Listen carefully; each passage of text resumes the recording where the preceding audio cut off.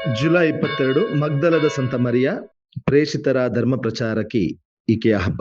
ಈ ದಿನದ ಕಾರ್ಮೆಲ್ ಧ್ಯಾನಕ್ಕೆ ಪ್ರಿಯ ಶ್ರೋತೃಗಳೇ, ನಿಮಗೆಲ್ಲರಿಗೂ ಪ್ರೀತಿಯ ಸುಸ್ವಾಗತ. ಯೌವನನು ಬರೆದ ಪವಿತ್ರ ಶುಭ ಸಂದೇಶದಿಂದ ವಾಚನ. ಅಂದು ಭಾನುವಾರ ಮುಂಜಾನೆ ಇನ್ನೂ ಕತ್ತಲಾಗಿತ್ತು. ಮಗ್ದಲದ ಮರಿಯಳು ಸಮಾಧಿಯ ಬಳಿಗೆ ಬಂದಳು. ಸಮಾಧಿಯ ಬಾಗಿಲಿಗೆ ಮುಚ್ಚಲಾಗಿದ್ದ ಕಲ್ಲು ಅಲ್ಲಿಂದ ತೆಗೆದು ಹಾಕಿರುವುದನ್ನು ಕಂಡಳು. ಆಗ ಆಕೆ ಸಿಮೋನ ಪೇತ್ರನ ಮತ್ತು ಯೇಸುವಿಗೆ ಆಪ್ತನಾಗಿದ್ದ ಇನ್ನೊಬ್ಬ ಶಿಷ್ಯನ ಬಳಿಗೆ ಓಡಿ ಬಂದು, ಪ್ರಭುವನ್ನು ಸಮಾಧಿಯೊಳಗಿಂದ ತೆಗೆದುಕೊಂಡು ಹೋಗಿಬಿಟ್ಟಿದ್ದಾರೆ, ಅವರನ್ನು ಎಲ್ಲಿ ಇಟ್ಟಿದ್ದಾರೋ ಗೊತ್ತಿಲ್ಲ ಎಂದು ಹೇಳಿದಳು. ಮರಿಯಳು ಅಳುತ್ತಾ ಸಮಾಧಿಯ ಹೊರಗೆ ನಿಂತುಕೊಂಡಿದ್ದಳು. ಆಕೆ ಅಳುತ್ತಾ ಸಮಾಧಿಯೊಳಗೆ ಬಗ್ಗಿ ನೋಡಿದಾಗ ಶ್ವೇತ ವಸ್ತ್ರಧಾರಿಗಳಾದ ಇಬ್ಬರು ದೇವದೂತರನ್ನು ಅಲ್ಲಿ ಕಂಡಳು. ಯೇಸುವಿನ ಪಾರ್ಥಿವ ಶರೀರವನ್ನು ಇಟ್ಟಿದ್ದ ಸ್ಥಳದಲ್ಲಿ ಒಬ್ಬನು ಅವರ ತಲೆ ಇದ್ದ ಕಡೆಯಲ್ಲೂ ಮತ್ತೊಬ್ಬನು ಕಾಲಿದ್ದ ಕಡೆಯಲ್ಲೂ ಕುಳಿತಿದ್ದರು. ಅವರು ಆಕೆಯನ್ನು ಏಕಂ ಅಳುತ್ತಿರುವೆ ಎಂದು ಕೇಳಿದರು. ನನ್ನ ಪ್ರಭುವನ್ನು ತೆಗೆದುಕೊಂಡು ಹೋಗಿಬಿಟ್ಟಿದ್ದಾರೆ, ಎಲ್ಲಿ ಇಟ್ಟಿದ್ದಾರೋ ತಿಳಿಯದು ಎಂದಳು. ಹಾಗೆ ಹೇಳಿ ಹಿಂದಕ್ಕೆ ತಿರುಗಿದಾಗ ಅಲ್ಲೇ ಯೇಸು ನಿಂತಿರುವುದು ಆಕೆಗೆ ಕಾಣಿಸಿತು. ಆದರೆ ಯೇಸುವೆ ಅವರೆಂದು ಆಕೆಗೆ ತಿಳಿಯಲಿಲ್ಲ. ಯೇಸು ಏಕಂ ಅಳುತ್ತಿರುವೆ, ಏನನ್ನು ಹುಡುಕುತ್ತಿರುವೆ ಎಂದು ಕೇಳಿದಾಗಲೂ ಮರಿಯಳು ಅವರು ತೋಟಗಾರನೆಂದು ಭಾವಿಸಿ, ಅಯ್ಯ, ನೀವೇನಾದರೂ ಅವರನ್ನು ಕೊಂಡೊಯ್ದಿದ್ದರೆ ಎಲ್ಲಿಟ್ಟಿರುವಿರಿ ಹೇಳಿ, ನಾನು ತೆಗೆದುಕೊಂಡು ಹೋಗುತ್ತೇನೆ ಎಂದು ಹೇಳಿದಳು.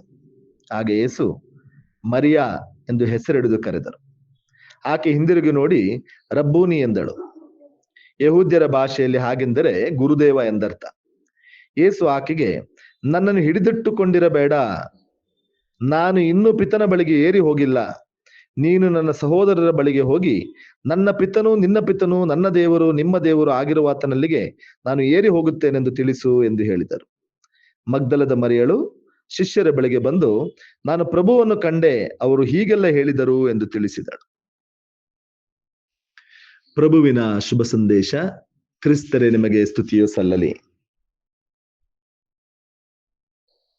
ಮಗ್ದಲದ ಮರಿಯ ಪ್ರೇಷಿತರಿಗೆ ಧರ್ಮ ಪ್ರಚಾರಕಿ. ಆಕೆಯನ್ನು ಹಾಗೆ ಕರೆಯಲು ಕಾರಣ, ಪುನರುತ್ಥಾನಿ ಕ್ರಿಸ್ತನನ್ನ ಮೊದಲು ಕಂಡಾಕೆ ಪುನರುತ್ಥಾನಿ ಕ್ರಿಸ್ತರ ಬಗ್ಗೆ ತಮ್ಮ ಶಿಷ್ಯರಿಗೆ ಸಾರಿ ಹೇಳಿದಾಕೆ, ಪುನರುತ್ಥಾನಿ ಕ್ರಿಸ್ತರ ವಿಷಯವಾಗಿ ಪ್ರೇಷಿತರಿಗೆ ಶುಭ ಸಂದೇಶವನ್ನು ತಂದಾಕೆ. ಆದ್ದರಿಂದಲೇ ಆಕೆ ಪ್ರೇಷಿತರಿಗೆ ಪ್ರೇಷಿತಳು. ಪ್ರೇಷಿತ ಎಂದರೆ ಕಳುಹಿಸಲ್ಪಟ್ಟವನು. ಹೀಗೆ ಪ್ರಭು ಕ್ರಿಸ್ತರಿಂದ ಆಕೆ ಕಳುಹಿಸಲ್ಪಟ್ಟವಳು. ಯೇಸು ಪುನರುತ್ಥಾನಗೊಂಡ ನಂತರ ಪುನರುತ್ಥಾನದ ವಿಷಯವಾಗಿ ಶಿಷ್ಯರಿಗೆ ಬೋಧಿಸಲು ಯೇಸುವಿನಿಂದ ಕಳುಹಿಸಲ್ಪಟ್ಟಂತಹ ಶಿಷ್ಯೆ ಮಗ್ದಲದ ಮರಿಯ. ಆದ್ದರಿಂದಲೇ ಆಕೆ ಪ್ರೇಷಿತರಿಗೆ ಧರ್ಮ ಪ್ರಚಾರಕಿ, ಪ್ರೇಷಿತಳಿಗೆ ಪ್ರೇಷಿತ. ಶಿಷ್ಯರು ಕಂಗಾಲಾಗಿದ್ದರು. ಯೇಸುವಿನ ಮೇಲೆ ಭರವಸೆಯನ್ನ ಹೊತ್ತು ತಮ್ಮ ಜೀವನವನ್ನು ರೂಪಿಸಿಕೊಂಡಿದ್ದಂತಹ ಶಿಷ್ಯರು ಯೇಸುವಿನ ಶಿಲುಬೆಯ ಮರಣದ ಆ ಸನ್ನಿವೇಶವನ್ನ ಅರ್ಥೈಸಿಕೊಳ್ಳಲಾಗದೆ ದಿಗ್ಭ್ರಾಂತರಾಗಿ ಚಲ್ಲಾಪಿಲ್ಲಿಯಾಗಿ ಯೇಸುವಿನಿಂದ ದೂರ ಆಗಿದ್ದರು, ಚದುರಿ ಹೋಗಿದ್ದರು. ಈಗ ಪ್ರಭು ಯೇಸು ಕ್ರಿಸ್ತರು ಪುನರುತ್ಥಾನರಾಗಿದ್ದಾರೆ. ಭೂಗರ್ಭ ಹೆಚ್ಚು ದಿನ ಯೇಸುವನ್ನು ಹಿಡಿದಿಟ್ಟುಕೊಳ್ಳಲಾಗಲಿಲ್ಲ. 3 ದಿನದಲ್ಲಿ ಯೇಸು ಪುನರುತ್ಥಾನರಾಗಿ ಎದ್ದಿದ್ದಾರೆ. ಯೇಸುವನ್ನ ಕಾಣುವಂತಹ ಹಂಬಲದಿಂದ ಮಗ್ದಲದ ಮರಿಯ ಭಾನುವಾರ ಮುಂಜಾನೆ ಸಮಾಧಿಯತ್ತ ಸಾಗುವಾಗ ಆಕೆಗಾದಂತಹ ಅನುಭವ ಆಕೆಯನ್ನ ಪ್ರೇಷಿತೆಯನ್ನಾಗಿ ಮಾರ್ಪಡಿಸುತ್ತದೆ. ಮಗ್ದಲದ ಮರಿಯಳಲ್ಲಿ ನಾವು ಕಾಣಬಹುದಾದಂತಹ ಶ್ರೇಷ್ಠವಾದ ಸತ್ಯಗಳು. ಒಂದು, ಆಕೆ ಪ್ರಭುವನ್ನ ಅತೀವವಾಗಿ ಪ್ರೀತಿಸಿದಂತಹ ಶಿಷ್ಯೆ. ಆದ್ದರಿಂದಲೇ ಯೇಸುವಿನ ಅಗಲಿಕೆಯ ನಂತರ ಆ ನೋವನ್ನ ತಡೆಯಲಾಗದೆ ಮತ್ತೆ ಹೋಗಿ ಸಮಾಧಿಗೆ ಹೋಗಿ ಸ್ವಲ್ಪ ಸಾಂತ್ವನವನ್ನು ಪಡೆಯುವಂತಹ ಹಂಬಲದಿಂದ ಆಕೆ ಸಮಾಧಿಯತ್ತ ಸಾಗಿದ್ದಳು. ಆದರೆ ಮನಸ್ಸಿನಲ್ಲಿ ಏನೋ ಒಂದು ರೀತಿಯ ಗೊಂದಲ.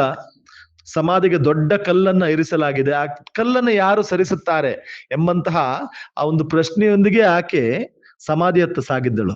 ಆಶ್ಚರ್ಯವೆಂದರೆ ಆ ಸಮಾಧಿಯ ಕಲ್ಲನ್ನು ತೆರೆಯಲಾಗಿತ್ತು. ಆದರೆ ಯೇಸುವಿನ ದೇಹವನ್ನ ಆಕೆ ಕಾಣದಾದಾಗ ಮತ್ತೆ ಗೊಂದಲಕ್ಕೆ ಒಳಗಾಗುತ್ತಾಳೆ. ಇದ್ದಂತಹ ಒಂದು ಗೊಂದಲ, ಕಲ್ಲನ್ನು ಯಾರು ಸರಿಸುತ್ತಾರೆ? ಈಗ ಕಲ್ಲನ್ನು ಸರಿಸಲಾಗಿದೆ. ಈಗ ಕಲ್ಲನ್ನು ಸರಿಸಿದಂತಹ ಆನಂದದಿಂದ ಆಕೆ ಒಳ ಬಂದಾಗ ಮತ್ತೆ ಆಕೆಯನ್ನ ದುಃಖ ಕಾಡುತ್ತದೆ. ಯೇಸುವಿನ ಪಾರ್ಥಿವ ಶರೀರ ಅಲ್ಲಿಲ್ಲದ ಕಾರಣ ಆಕೆ ಮತ್ತೆ ಗೊಂದಲಕ್ಕೆ ಒಳಗಾಗುತ್ತಾಳೆ. ಇಂದಿನ ಶುಭ ಸಂದೇಶದಲ್ಲಿ ಅಲ್ಲಾದಂತಹ ಘಟನೆಯನ್ನು ನಾವು ಆಲಿಸಿದ್ದೇವೆ.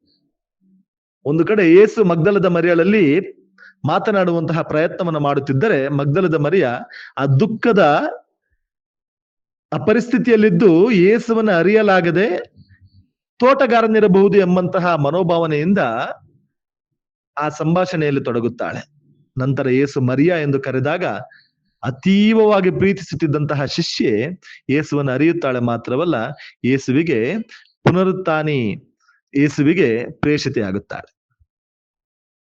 ಪ್ರೀತಿಯ ಸಹೋದರ ಸಹೋದರಿಯರೇ, ಮಗ್ದಲದ ಮರಿಯಳನ್ನ ಸಮಾಧಿಯತ್ತ ಕೊಂಡೊಯ್ದಂತಹ ಆ ಒಂದೇ ಒಂದು ಶಕ್ತಿ ಎಂದರೆ ಆಕೆಯಲ್ಲಿದ್ದಂತಹ ಅತೀವವಾದ ಪ್ರೀತಿ ಮತ್ತು ಯೇಸುವನ್ನ ಕಾಣುವಂತಹ ಹಂಬಲ. ಈ ಎರಡು ಸತ್ಯಗಳನ್ನ ನಮ್ಮ ಜೀವನಕ್ಕೆ ಕಲಿಯುವಂತಹ ಪ್ರಯತ್ನವನ್ನು ಮಾಡೋಣ. ದೇವರನ್ನ ಅತೀವವಾಗಿ ಪ್ರೀತಿಸುವುದು ಒಂದು, ಎರಡನೆಯದಾಗಿ ದೇವರಿಗಾಗಿ ಹಂಬಲಿಸುವಂಥದ್ದು. ಆ ಹಂಬಲ ಇದ್ದಾಗ ಮಾತ್ರ ನಾವು ಆಧ್ಯಾತ್ಮಿಕವಾಗಿ ಬೆಳೆಯಲು, ಆಧ್ಯಾತ್ಮಿಕವಾದ ಪಯಣದಲ್ಲಿ ಮುಂದೆ ಸಾಗಲು ಸಾಧ್ಯವಾಗುತ್ತದೆ.